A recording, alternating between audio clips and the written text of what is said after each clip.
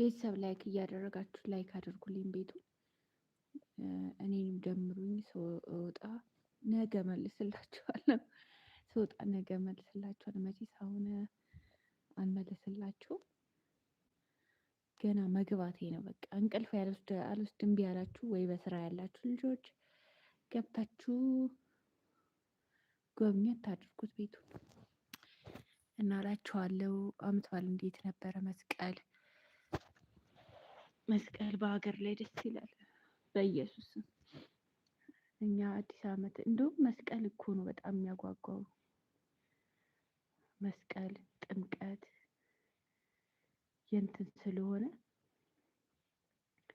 በጣም ደስ ይላል። ያው ለምደ አዲስ አመት ፋሲካ፣ ገና ምናምን ለምደነዋል ብዙም እንትን አይልም።